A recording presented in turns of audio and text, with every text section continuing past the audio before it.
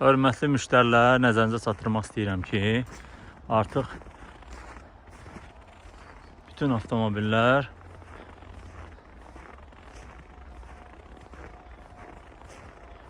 hamısı Qazaxıstan ərazisindədir və buradan Azərbaycana yola salınır.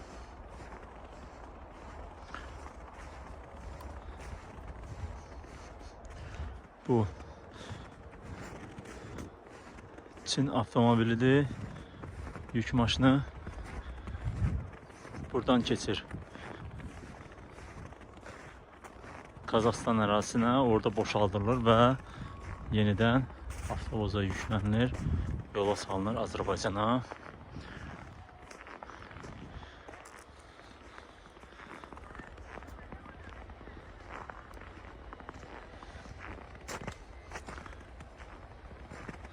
Sifarişlərinizi gözləyirik.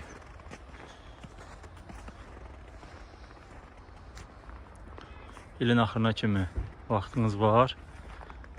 Ödəniş olduğu halda avtomobil yanvar ayında təhlükəsiz şəkildə Azərbaycana çatdırılacaq.